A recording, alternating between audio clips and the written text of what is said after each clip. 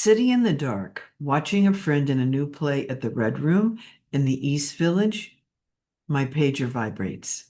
Oh, I have a pager, not because I'm a surgeon on call, but because it's 1997, and in New York City at that time, if you're an actor, that's how you're notified for work. I keep my pager hooked to the waistband of my jeans because when it buzzes, I must return the call pronto or the job will be gone. I wait for the next blackout before slipping out the door, down the dimly lit stairs, into the lightless bar located on the floor below, aptly named the KGB. It's so dark in here, I can't see the tiny numbers on my pager. The bartender, who's obviously adjusted to this nocturnal lifestyle, somehow manages to read and relay the numbers to me. When the casting director answers, she sounds breathless and frantic. Jill, Jill, we need you to go tomorrow morning for a fitting for Woody Allen's Untitled Fall Project. I've already gone to a fitting. I'm booked in a restaurant scene. No, no, no, no, no, forget that. Mr. Allen has personally requested you for something special. You have to be at the fitting 9 a.m. sharp. Okay, okay, I'll be there. This is amazing. Out of 3,000 plus actors who attended Woody Allen's open call, he selected me to do something special. The next morning, I arrive at the fitting bright and early. The bored woman at the front desk checks her sheet. Let me see. Jill Dalton? Yeah. Your name's not on the list. Well, I got a call rather late last night from casting, and the woman rechecks her list. Hmm. Then she dials the casting director. After several rings, she hangs up. No answer. Must be a mistake. Go home. At 3:07 p.m., my home phone rings. I just happen to be in bed with my Latino boyfriend. He's beautiful, plays baseball, and is 22 years younger than me. And every time we have sex, I book work. Anyway, since I'm expecting a call from the casting director, I answer, and sure enough, it's the casting director sounding more breathless and frantic than before. Jill, oh, Jill, why didn't you go to the fitting? I did. They had no idea who I was. My name wasn't on the list. They called you. There was no answer. They sent me home. Oh, they made a mistake. You have to go back today, anytime before 6. They'll pay you for both fittings. Okay. I bid adieu to my beautiful Latino lover. Make my way back to the costume department, which is now packed with actors all waiting to be fitted. Once again, I check in with the bored receptionist. Hi, I'm Jill Dalton. I'm here for a fitting. Jill Dalton. The world-weary receptionist sighs, checks her list, then bolts up. Jill Dalton? You're Jill Dalton? Yes. I'm a little taken aback by her enthusiastic response. So sorry about what happened earlier. Then, like Paul Revere on his midnight ride, she leaps up from her chair and dashes back through the racks of clothing, declaring, Jill Dalton, Jill Dalton, Jill Dalton is here. The actors waiting for their fittings look at me like, what the heck is going on? Don't ask me. I know nothing. Now, I've been attending Woody Allen's open calls since 1978. In 1985, I was also personally selected by Mr. Allen, along with 2 other actresses, to play an actress in an audition scene with Diane Wiest.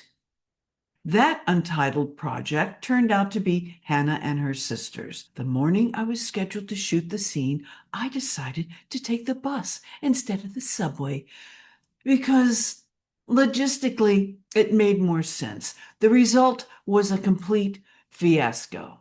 Yeah, please feel free to watch my video. It's up here somewhere. Titled My Second Woody Allen Encounter, if you haven't already. It's in my playlist. No business like show business. Anyway, the once bored, now wild-eyed receptionist returns through the stacks of clothing racks she disappeared into. Jill Dalton, oh, Jill, right this way, please, please. They're waiting for you. She ushers me back toward the dressing rooms through the racks and racks of clothing. Have a seat. Someone will be right with you. Could I get you anything to drink? Anything at all? I find this question bizarre since no one ever asks you if you want something to drink. But I respond like this is a normal occurrence. No, thank you. I'm fine. Out of nowhere come not one, not two, three wardrobe mistresses. Jill, so good to see you. Sorry about the mix-up. So glad you were able to come back today. We love fitting you. You're a perfect size 8. They're making such a fuss over me, I'm kind of embarrassed. After trying on several outfits, they decide on a classic Diane von Furstenberg wrap dress with a lightweight trench to go over it. What's going on? I'm sorry, am I the lead in this film or something, and I just don't know it? You just might be. You were specially requested by Mr. Allen. Anything can happen, you know. I'm now rescheduled to work the next 2 days on Mr. Allen's Untitled Fall 97 project. He likes to keep his scripts top secret and never reveals the title of the film until it's released. All I know is tomorrow my call time is 6 a.m. at an armory on the east side. Since my call time is so early, I take a cab, arrive promptly, and get in line with a couple hundred other background actors signing in. I give the sleep-deprived production assistant my name. She snaps awake. Wait, Jill Dalton? You're Jill Dalton? Yes. Go immediately to wardrobe, then directly to hair and makeup. Now, right now, go. Okay, suddenly, lights, camera, action. Wherever I go, wardrobe, Jill, right this way. Hair, Jill, hurry, over here, please. Makeup, Jill, right here. Oh, sorry, you need to get up. We have to put Jill ahead of you. By 8 a.m., I'm fully dressed, coiffed, made up, ready to go to set. The assistant director comes in and begins picking people. He points you. Then he points at me, not you. This goes on all day long. You, not you, not you. I fell asleep, sitting up in the uncomfortable high-back wooden chair so as not to mess up my hair or wrinkle my outfit. 13 hours later, at 7 p.m. sharp, the production assistant in holding yells, "That's a wrap. Everybody report back here tomorrow, 6 a.m. sharp."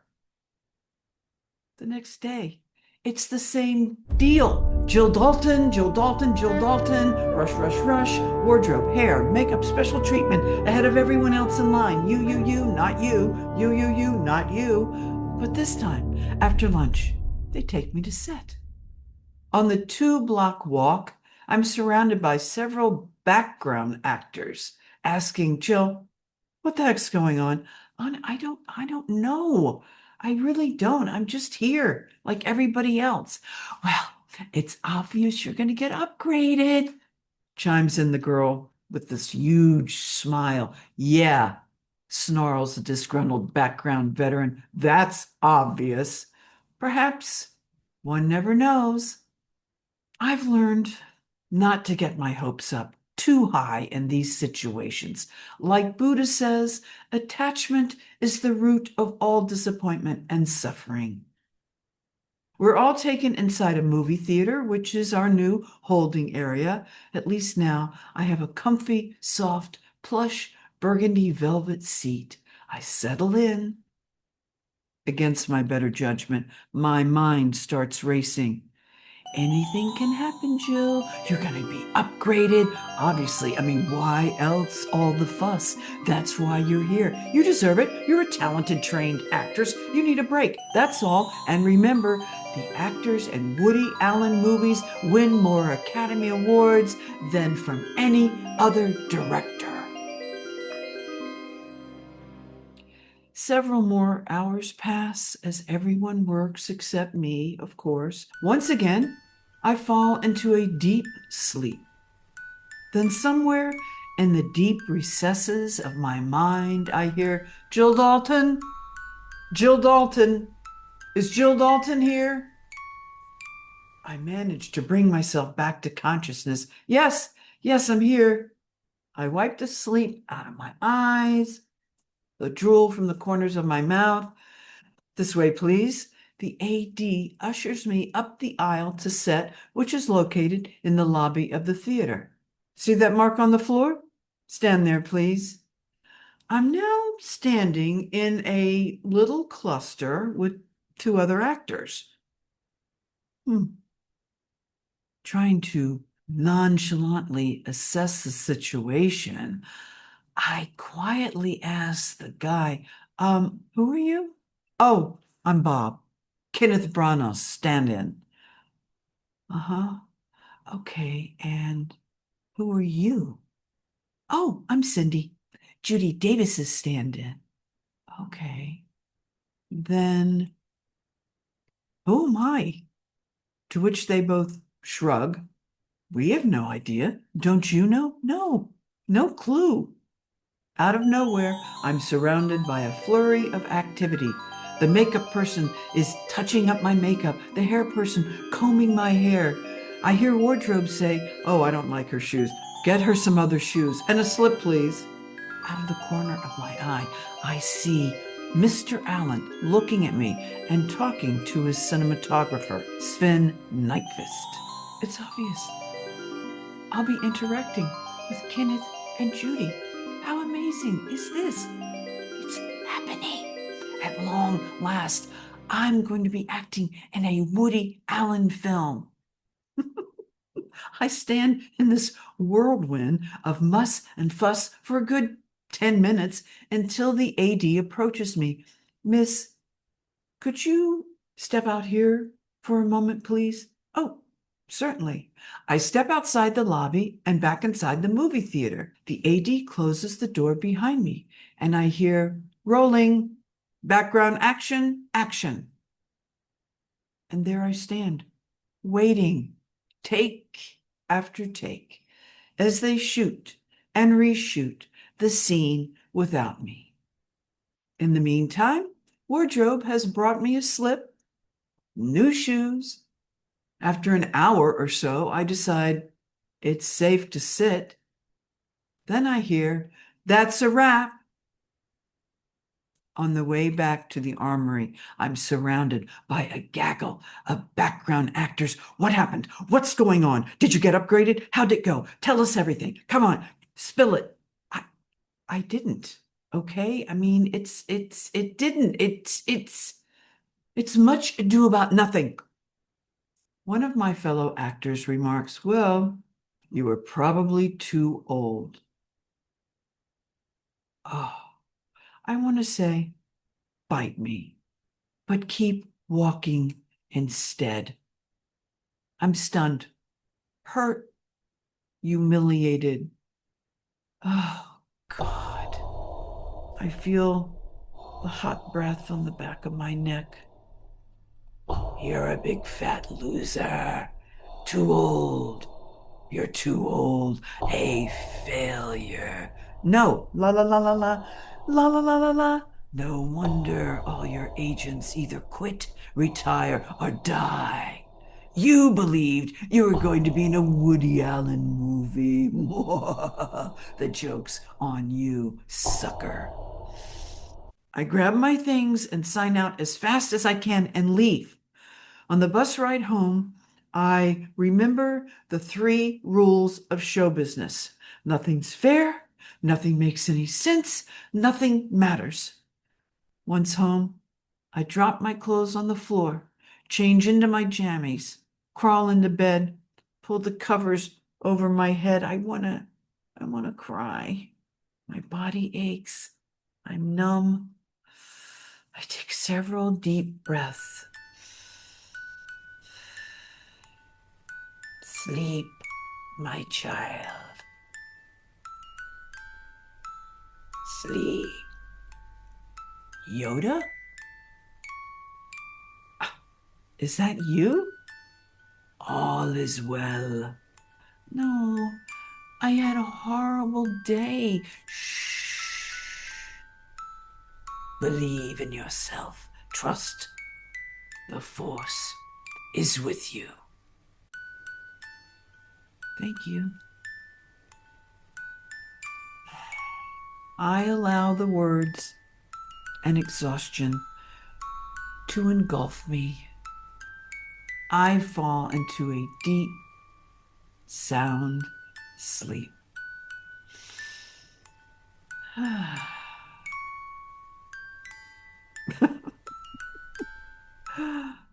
Showbiz, man. The glamour. Yep. Oh my gosh, thanks you guys for watching so much. I really appreciate it. Yeah, so that was my third and final encounter with Woody Allen. Actually, I worked on a couple of his other films. Bullets Over Broadway. I was there for a couple of weeks and we had all these period gowns that were gorgeous. So I did small things for him, with him, for him.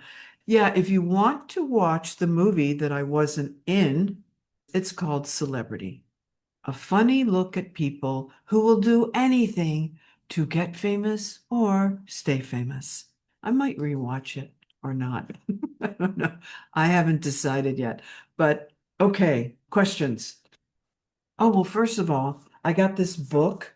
Is it backwards when you see it? Yeah. It's called Good in a Room, and it's written by Stephanie Palmer, and she was a big wig business consultant, former MGM director of creative affairs. She listened to and was in the room with hundreds and hundreds of people pitching their ideas. She learned that you could have a great idea, but if you couldn't pitch it well, it would not get picked up. So this is a whole book about how to pitch and how to be good in the room. So I got it yesterday. I just looked at it briefly. I read the first two chapters, which were really an introduction, very short. But anyway, I'm looking forward to this. And then I went to Chat GPT and I asked Chat GPT to give me the names and information on production companies, on production companies that promote women's projects. I have a list of those. So when I get my pitch together and I figure out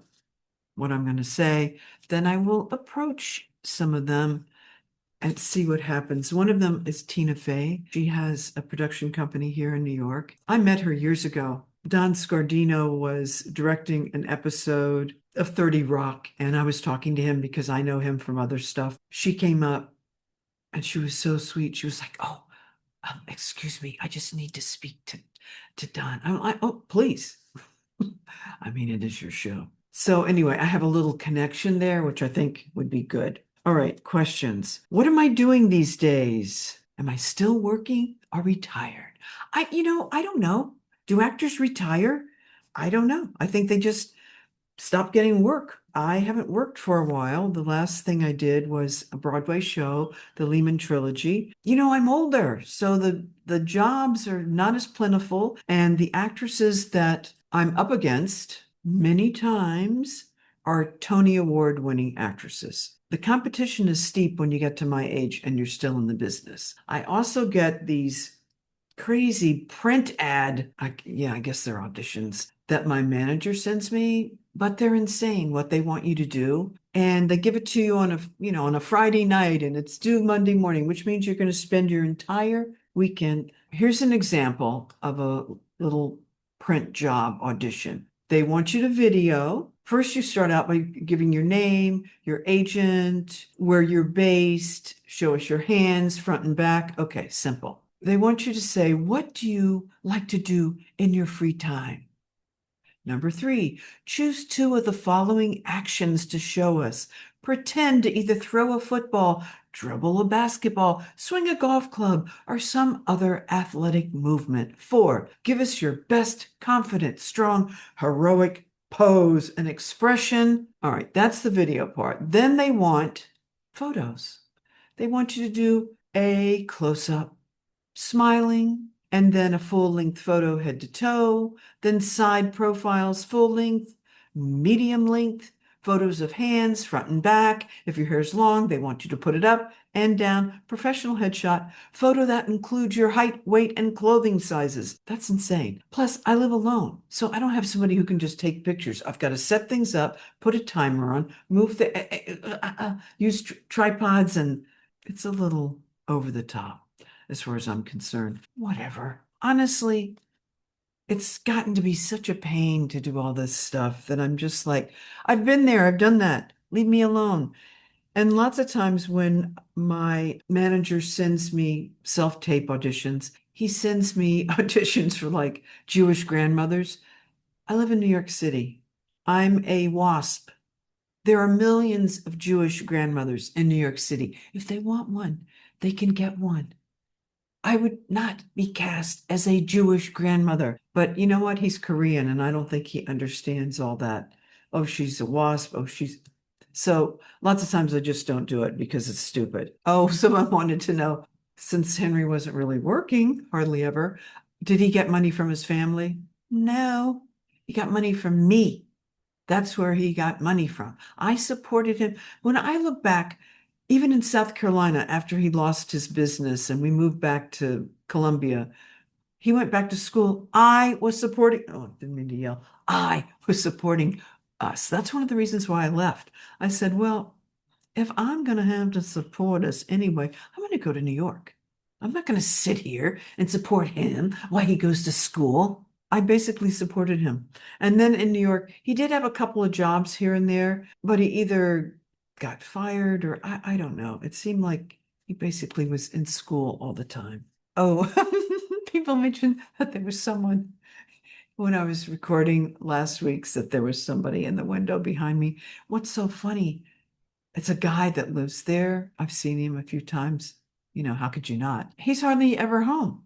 At least I don't think so. So I thought it was so funny that when I watched the video back and I could see like someone moving back and forth, and I'm like, that is so interesting. Yeah, he's gone a lot. Sometimes he's not here for like a month, so he must travel or something. Okay. Oh, someone wanted to know, did Sandra give me a payment plan?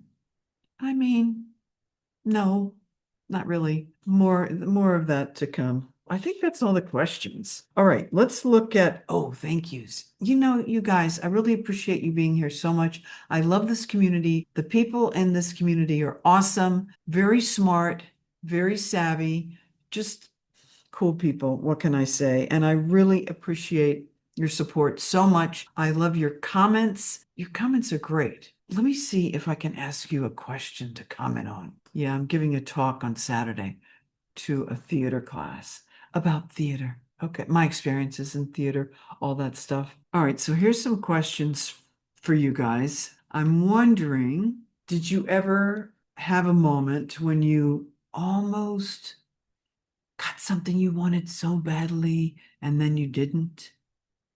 So what happened with that? Also, what is your favorite rejected but still standing story? And do you think, I mean, how would you know? But I'm wondering, do you think he didn't? Now, this was in 97, you guys. I wasn't that old then. But do you think he got rid of me because I was too old? I mean, oh, that's a horrible thing to say, but he does like younger women. Yeah, so I guess that's good for now. Oh my God. All right. So I want to say, oh, you know what I want to say? You guys, this is what I found out. All right. On Buy Me a Coffee, if anyone buys me a coffee, which a lot of you do, and I really appreciate it, Buy Me a Coffee takes 5%.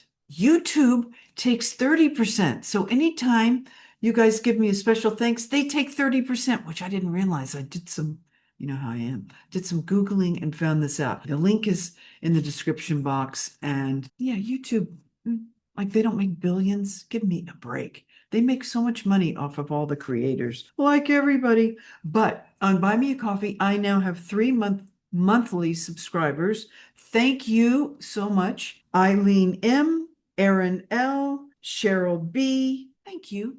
Thank you. Thank you.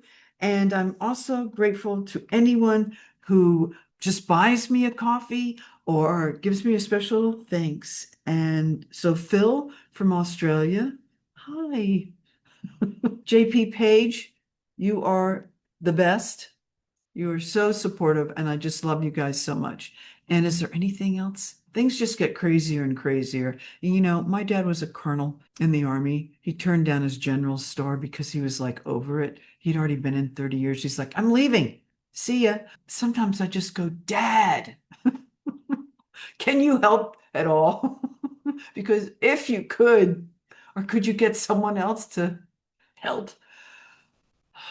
But most important thing, I mean, we have no control over 99% of all this stuff, but we can make calls to our representatives and our senators. And the most important thing is to take care of ourselves and make sure that we are in community, that we have friends that we can talk to, that we can go take a walk in nature now that it's beautiful out and the sun is shining, at least here in New York, which is, it's been a while.